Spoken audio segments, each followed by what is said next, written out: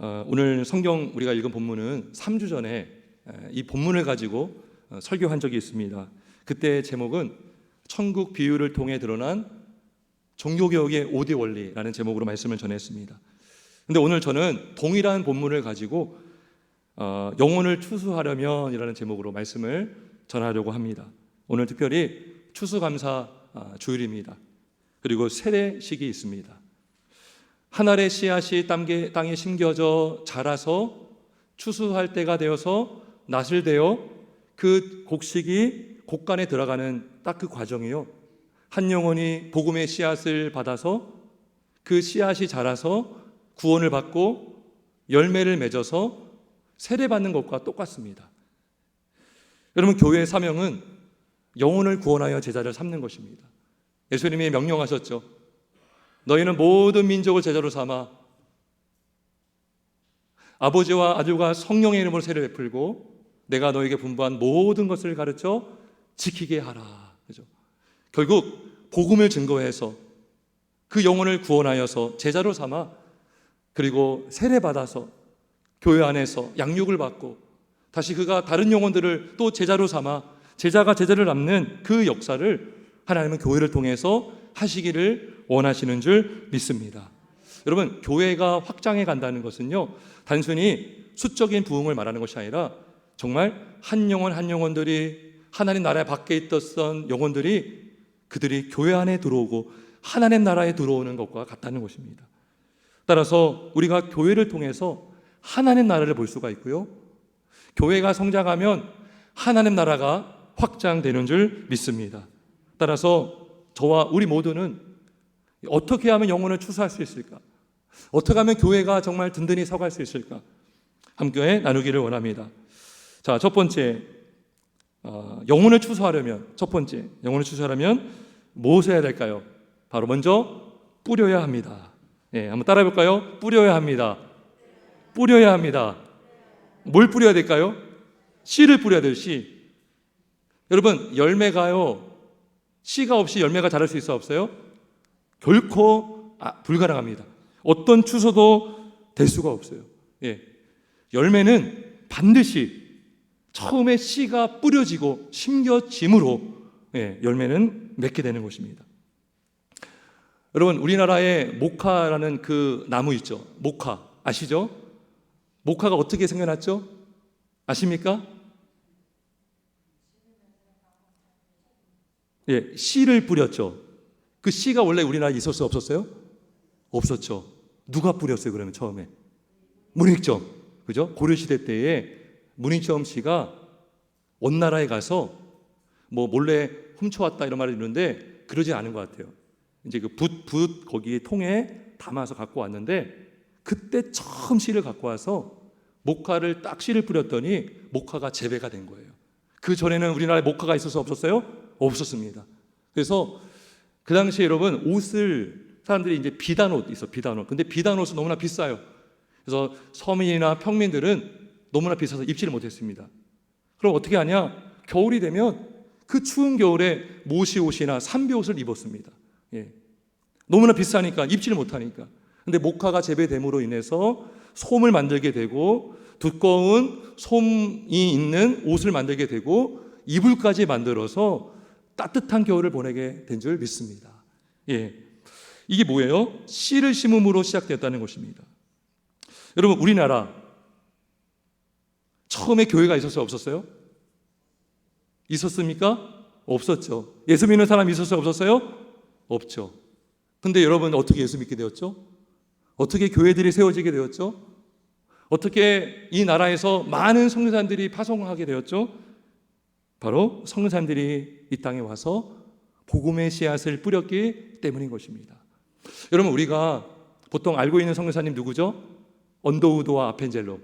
근데 그 두 분은 1885년 4월 10일 부활주일날 우리나라에 왔어요. 근데요, 그분이 처음이 아니라 그보다 한 52년 전에 이 땅에 왔던 첫 선교사님이 있습니다. 아마 상수할 수 있는데 바로 퀴출라프라는 독일 선교사예요. 그분이 원래는 우리나라에 오려고 했던 것이 아니라 중국에 왔다가 배를 타고 선교도 하고 배를 탔는데 바람이 막 불어서 우리나라로 온 거예요, 그 배가.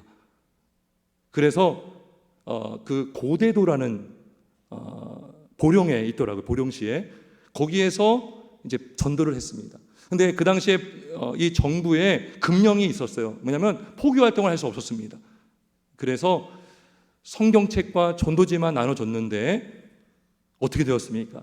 그 성경을 읽었던 사람들, 전도지를 받았던 사람들이 마음이 열리고 나중에 또 성사람들이 많이 들어와서 복음의 씨앗이 심겨지고 열매를 맺게 된 줄 믿습니다.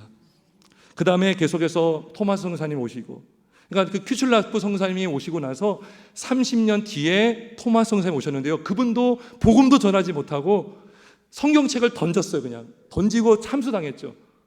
그리고 또 그 한 20년 뒤에 언도도와 어펜저러 선생님 오셔서 복음을 전하니까 복음을 들었던 사람들이 또 다른 사람에게 복음을 전하고, 사람들이 많아지니까 뭐가 세워졌습니까? 교회가 세워졌어요. 우리나라에 처음 세워진 교회가 바로 소래교회. 송신대학교 신학대원에 가면 그 소래교회를 잘 복원해 놓은 교회가 있습니다. 거기서 많은 성도사님들이 기도도 하고, 여러분 복음을 믿었던 사람들 구원받아서 변화가 되었습니다. 열매를 맺었습니다. 사랑하는 열매, 섬기는 열매, 화평한 열매. 술 중독자였던 자가 술을 끊고, 성 중독자가 다시 변화되고, 노름에 중독된 자들이 노름에서 벗어나는 일들이 일어났어요. 어떻게 이런 일이 일어납니까? 여러분 구원을 받은 것뿐만 아니라 그 인생이 변화가 되었다는 것이죠. 여러분 손양호 목사님 아실 겁니다. 손양호 목사님께서 시를 썼어요. 그분이 시도 몇 편 쓴 게 있어요. 그 시의 제목은 나는 예수 중독자라는 시예요. 한번 제가 읽어보겠습니다. 나는 예수 중독자가 되어야 하겠다. 술 중독자는 술로만 살다가 술로 인해 죽게 되는 것이고, 아편 중독자는 아편으로 살다가 아편으로 죽게 되나니, 우리도 예수의 중독자가 되어 예수로 살다가 예수로 죽자. 우리의 전 생활과 생명을 주님 위에 살면 주같이 부활된다.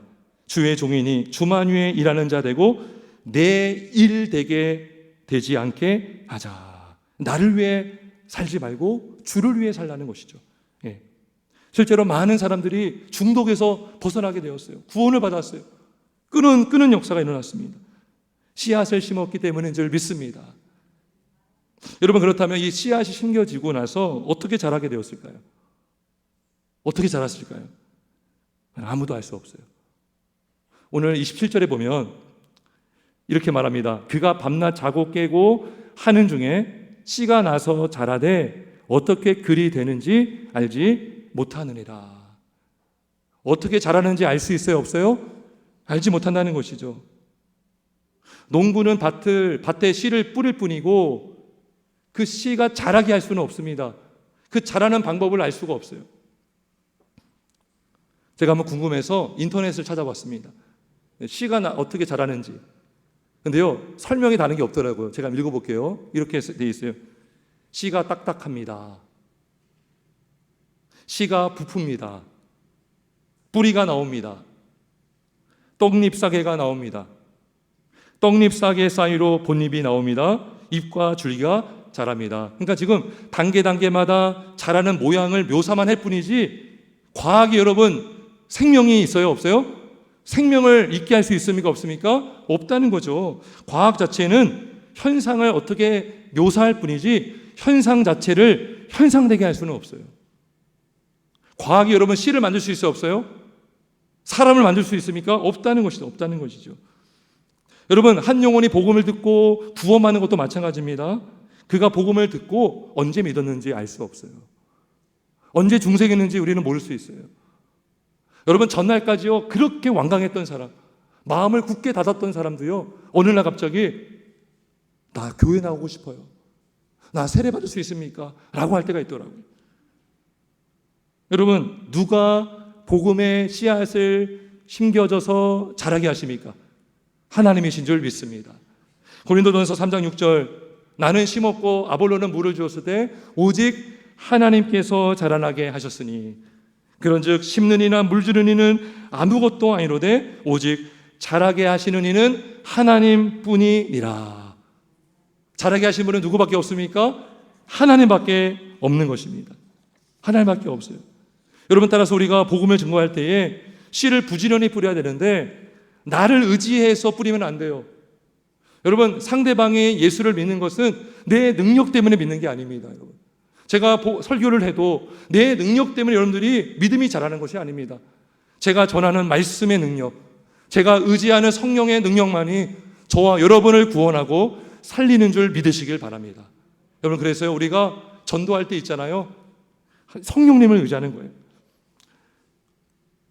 고린도전서 2장 4절은 말씀합니다. 내 말과 내 전도함이 설득력 있는 지혜와 말로 하지 아니하고 다만 성령의 나타나심과 능력으로 하여 너의 믿음이 사람의 지혜에 있지 아니하고 다만 하나님의 능력에 있게 하려 하였노라.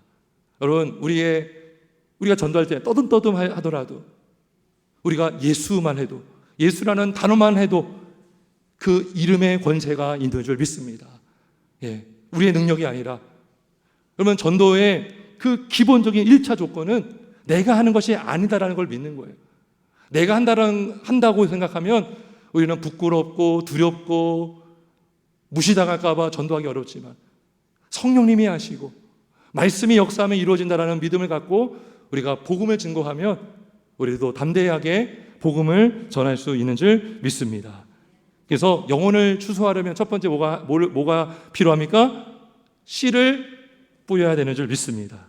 두 번째, 자, 영혼을 추수하려면 두 번째, 따라 봅시다. 기다려야 합니다. 기다려야 합니다. 열매를 맺기, 여러분, 씨를 뿌리자마자 바로 열매 맺어요, 안 맺어요? 안 맺습니다. 28절에 보면 땅이 스스로 열매를 맺되 처음에는 싹이요 다음에는 이삭이요 그 다음에는 이삭의 충실한 곡식이라. 처음부터 여러분 충실한 곡식이 될 수가 없어요. 단계가 있다는 것입니다. 싹이 나고 이삭이 나고 그 다음에 곡식이 되기까지 단계가 있어야 되고 과정이 있어야 되고, 그러다 보니까 뭐가 필요합니까? 시간이 필요하다는 것이죠. 농부는 씨를 뿌리면 기다려야 되는 것입니다. 기다려야 돼요. 열매를 맺기까지 기다리는 것밖에 없어요. 한 영혼이 말씀을 듣고 구원을 받는 것도 마찬가지예요, 여러분. 말씀을 전하면 그때 즉시로 구원을 받는 게 아니에요. 그런 경우도 있지만 말씀을 듣고 즉시로 변화될 수가 없어요. 그런 경우도 있지만 대부분은 서서히 변하게 됩니다. 서서히 자라게 돼요. 여러분, 우리가 갑자기 바울이 되는 게 아니에요. 갑자기 여러분 모세가 되는 게 아니라고요. 갑자기 여러분 우리가 순교할 수 있는 믿음을 갖출 수 있는 것이 아닌 것입니다. 서서히 복음의 씨앗이 심겨지면 그것이 자라고 자라서 시간이 흘러서 열매를 맺고 추수할 때가 되는 것입니다. 여러분, 아브라함 보십시오. 아브라함이 처음부터 믿음이 좋지 않았습니다. 하나님께서 아브라함 부르셨습니다. 너는 본토 친척 아버지의 집을 떠나 내가 내게 지시할 땅으로 가라 그랬어요.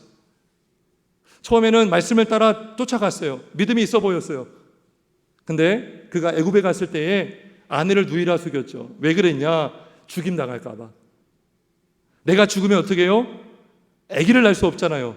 하나님이 약속하셨는데 결국은 아브라함이 하나님의 약속을 믿었는데 그 믿음이 약해졌던 거죠. 믿음이요 좋지 않았습니다. 75세 때 여러분 하나를 떠났습니다. 하나를 떠났는데 90세가 되기까지 아들이 없었어요. 그래서 기다리다가 참지 못해서 하나님의 약속을 순간 신뢰하지 못해서 아내의 여정 하다와 동심에서 이스마엘을 낳았어요. 하지만 아브라함이 어떻게 되었죠? 믿음으로 아들을 낳았습니다. 사라가 믿음으로 잉태한 힘을 얻게 되었고 믿음으로 이삭을 낳고 22장에서 창세기 22장에서 어떻게 되었습니까? 아브라함이 이삭을 바치기까지 한 줄 믿습니다. 믿음이 자랐다는 것입니다. 여러분, 복음서를 보면 예수님의 제자들도 마찬가지입니다. 예수님께서 제자들을 부르십니다. 그물을 버리고 따라가는데 막 풍랑이 이니까 막 예수님께 막 원망하죠. 지금 우리가 죽게 되었습니다. 어떻게 돌보지 않습니까? 베드로는 여러분 예수님을 고백했어요. 주는 그리스도십니다. 하나님의 아들이십니다. 고백했던 베드로가 여러분 예수님을 3번씩이나 부인하는 일이 있었습니다. 근데 여러분 나중에 어떻게 되었습니까? 베드로와 제자들은 성령을 받고 많은 유대인들 앞에서 복음을 증거하고 많은 영혼들을 주께로 인도하는 그런 역사를 그들을 통해서 이루어 주신 줄 믿습니다. 믿음은요 조금씩 자라갔다는 거예요. 금방 여러분 베드로가 된 것이 아니라 마태가 된 것이 아닙니다. 그들의 믿음은 조금씩 자라간 줄 믿습니다.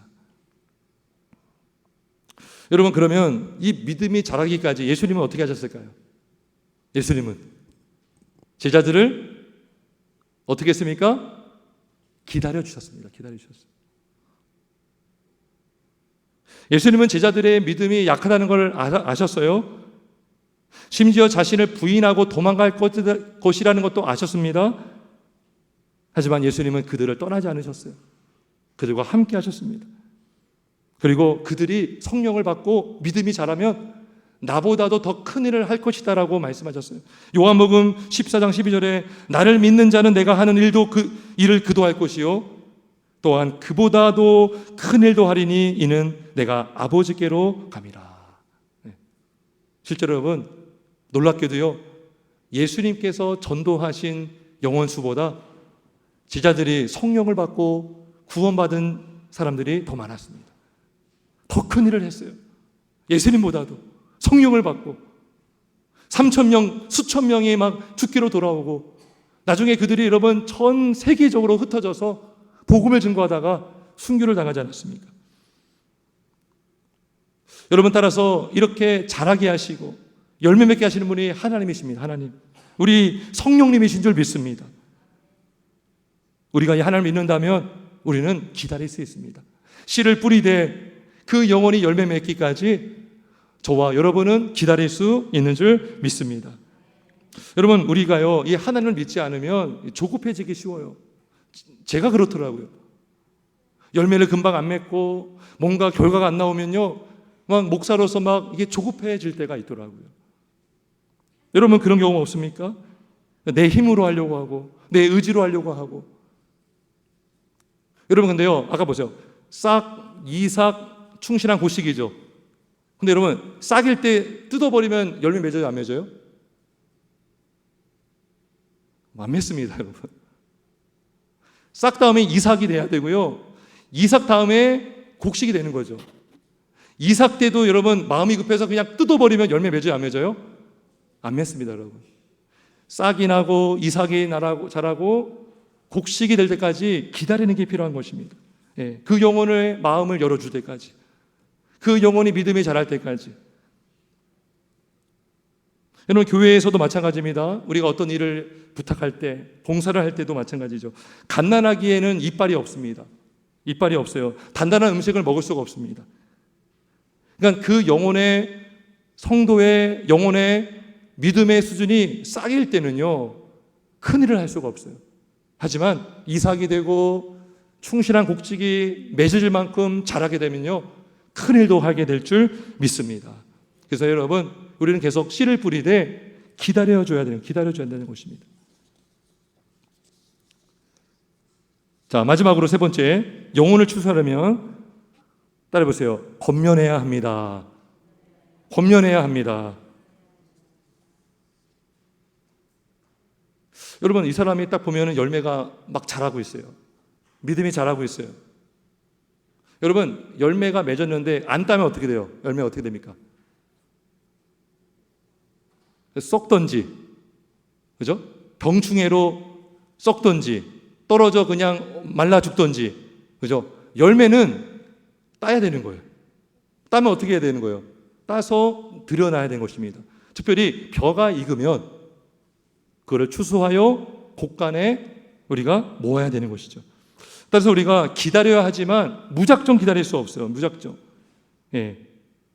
우리는 그 순간마다 우리가 그 영혼의 상태를 잘 보고 권면할 필요가 있습니다. 여러분 예를 들면 그거예요. 교회 밖에 우리가 전도하는 사람이 있어요. 그러면 우리가 계속 복음의 씨앗을 뿌리고 그러면 그 사람이 이 믿음이 자라는 것을 볼 수가 있어요. 그때 우리가 어떻게 권면해야 되죠? 교회에 나와야 됩니다. 예. 요즘에 여러분 예수를 믿는다고 하지만 교회를 안 나오는 분들이 많아지고 있습니다. 젊은 세대 가운데 그런 사람들이 많아지고 있어요. 아, 나 예수 믿고 나 회심도 했고 나 과거에 울기도 했고, 근데 교회를 안 나와요. 그게 뭐예요? 열매를 맺을 수 있지만 열매를 곳간에 들여놓지 않는 것과 같은 거예요. 여러분, 교회에 와야 세례받고 입교해야 성도의 교제가 있죠. 함께 천국을 누릴 수 있죠. 떡을 떼며 성찬의 기쁨을 누릴 수가 있죠. 우리의 믿음이 자랄 수 있는 것입니다. 그래서 이 전도자, 낫을 댄다는 건 뭐예요? 모은다는 거예요. 모은다. 추수할 곡식을 낫을 대서 단으로 딱 묶잖아요. 이게 모으는 거잖아요. 모은 단을 곡간에 모아 드리는 것. 곡간이 뭐냐면 교회를 말해요. 교회. 여러분, 교회 밖에뿐만 아니라 교회 안에도 그럴 수 있어요. 여러분, 교회만 왔다 갔다 하면요, 우리의 믿음이 자랄 수가 없습니다. 성도와 어떤 교제도 하지 않는다면 우리의 믿음을 실천해 볼 수가 없고요, 점검해 볼 수가 없습니다. 신앙 교육도 받지 않잖아요. 그러면 우리의 믿음이요, 자라날 수가 없습니다. 그래서 우리가 권면해야 되는 거예요. 교회 나오도록, 모임에 참여하도록, 때로는 봉사도 할 수 있도록, 양육도 받을 수 있도록. 여러분, 직분자를 왜 세우셨습니까? 권면하라고 세우신 거예요. 감독하고 이끌어주고 격려하면서 믿음이 자라도록 그 영혼의 상태를 살펴보면서, 아, 이 사람이 지금 싸게 당기구나, 이 사람이 이삭에 당기구나, 아, 열매를 맺을 때가 되었구나. 그래가지고요, 계속 권면해서 들어오게 하는 거예요. 교회의 성도의 교제 깊은 곳으로 들어올 때에 여러분, 과일은 있잖아요. 열매는 곳간 안에 있어야 주인에게 쓰임받을 수 있는 것입니다. 어떤 한 분이요, 이민을 갔습니다. 이민 가서 큰 이민교회를 가신 분이 있어요. 근데 그분이 그 교회에 갔는데, 교회 간 지 얼마 안 된 상태인데 그 이미 다니고 있던 분에게 이런 얘기를 들은 거예요. 예, 자매님, 교회 너무 깊이 들어가지 마세요. 시험 들 수 있습니다. 제가 그 말을 듣고요, 마음이 너무나 안타까웠어요. 여러분, 그분의 권면이에요, 아니에요? 바른 권면입니까? 어떤 이유로 그런 권면을 한지 모르겠지만 교회가 뭔지를 모르고 있는 거예요. 여러분, 우리가 사도신경에서 뭐라고 고백하죠? 성도가 서로 교통하는 것과, 성도가 서로 교통하는 것과, 다시 말하면 성도가 서로 교제하는 것과, 그 교제가 뭐예요? 그리스도와 함께하는 교제죠. 말씀과 함께하는 교제고요, 함께 떡을 떼며 하는 교제입니다. 예. 그리고요, 은사를 함께 나누는 교제가 되는 것입니다. 오늘 이따 이제 요 과일 우리가 이따가 하나씩 나눠드릴 건데요, 여러분, 나무는요, 자기를 위해 열매를 맺지 않아요. 나무는 자기를 위해 그늘을 만들지 않아요. 나무에서 맺혀지는 열매는 다른 사람들이 먹어요. 여러분들에게 은사를 주셨거든요. 하나님께서 각자에게. 그 은사는 여러분들을 위해서 주신 게 아니에요. 우리가 갖고 있는 은사는요, 교회의 덕을 세우라고 주신 거예요.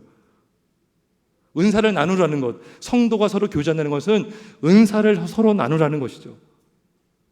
은사를 나누면서 열매를 맺으면 그 열매는 누가 먹어요? 다른 성도들이 먹고 혜택을 누리게 되는 거예요. 그죠? 이게 뭡니까? 이게 교회라는 겁니다. 교회. 하나님께서 교회를 더 풍성하게 만드시고 은혜가 넘치게 하시도록 성도에게 은사를 주시고 그 은사를 함께 나눠서 함께 섬기면서 함께 봉사하면서 맺어지는 열매를 통해서 하나님께 영광을 올려드리고 성도에게 서로 기쁨과 유익과 행복하게 하는 그런 열매가 저와 여러분을 통해 맺어지게 되는 줄 믿습니다. 여러분, 제가 책은 읽어보지 않았지만 한번 여기 화면 한번 띄워줄 수 있어요? 제가 이제 어떻게 하다가 딱 보게 된 책인데요. 책은 뭐 사지도 않고 읽어보진 않았습니다. 책 제목이 이거예요. 교회만 다니지 말고 교회가 되라 그래요. 교회만. 그죠? 구약에도 보면 마당만 밟고 가는 사람들이 있다고 그랬죠. 교회만 다니지 말고 교회가 되라. 우리는 교회가 돼야 되는 것이죠. 성도는 교회예요, 교회. 교회라는 것은 예수님의 몸에 붙은 가지가 된다는 것이고, 지체가 된다는 것이고, 예수님의 형제가 되고 자매가 된다는 것이고, 하나님의 집인 교회의 가족이 된다는 것입니다. 네. 교회가 되라라는 것은 성도가 되고 지체가 된다는 것입니다. 함께 떡을 떼고 함께 말씀을 나누면서 말씀 안에서 함께 자라자고 하는 그런 성도가 될 때에 우리 믿음도 자라게 되는 줄 믿습니다. 여러분, 씨를 뿌리고 그 다음에 뭐였습니까? 기다려야 되고, 그 다음에 어떻게 돼요? 권면해서 교회로 오도록, 또 교회 왔다면 더 깊은 교제로 들어가도록 모임도 같이 하고 같이 봉사도 하고 같이 은사를 나누면서 그리스도의 몸된 교회를 더 풍성하게 하기를 우리 모두가 힘써야 되는 줄 믿습니다. 이제 말씀을 정리하겠습니다. 제가 설교 초두에 우리나라 첫 선교사님 누구라고 했어요? 퀴출라프. 제가 이번에 이 퀴출라프의 그 선교 사역을 제가 한번 쭉 읽어보면서 큰 은혜가 되었습니다. 왜 은혜가 되었냐면, 여러분, 그분이 원래 우리나라에 오려고 했던 계획이 아니었다고 했죠. 근데 바람이 불어서 오다가 우리나라에 왔던 거예요. 보령시에 고대도라는 곳에 정착을 했어요. 근데 전도를 하지 못하니까요, 성역책을 나눠주고 전도지를 나눠줬는데요, 그분이요 1832년 7월 27일자 선교 일기를 썼어요. 일기. 자, 그 일기에 이렇게 썼습니다. 제가 읽어보겠습니다. 조선에 파종된, 파종이라는 단어를 써요. 조선에 파종된 하나님의 진리는 뿌리를 내리지 못하고 없어질 것인가? 나는 그렇지 않다고 믿는다. 주님께서 예정하신 때에 풍성한 열매를 맺으리라. 이 기도가 응답된 줄 믿습니다. 그 다음에 여러분, 이 퀴슐라프 선교사를 통해서요, 다른 나라 사람들이 도전을 받습니다.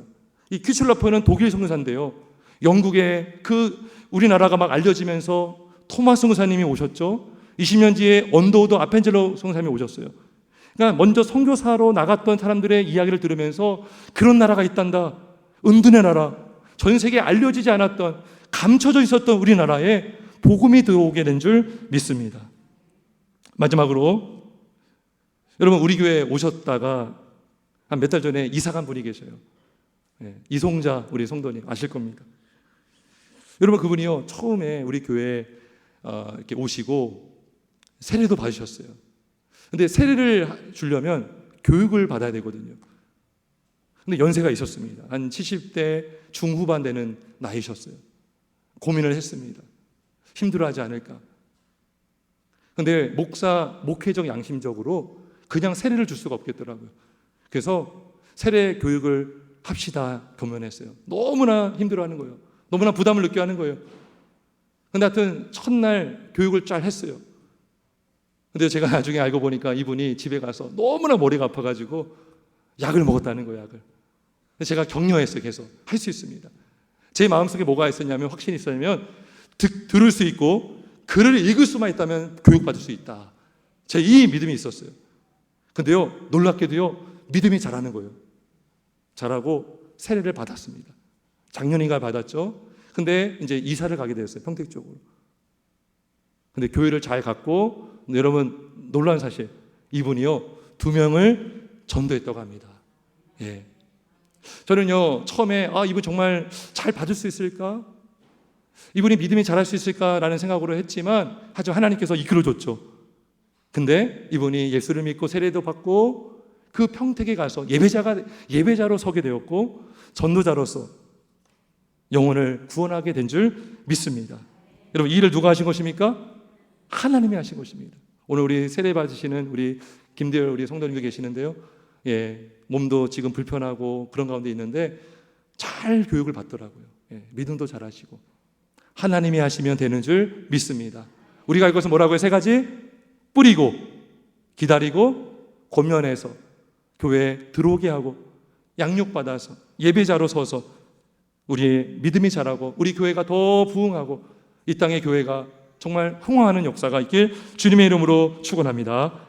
우리 함께 기도하겠습니다.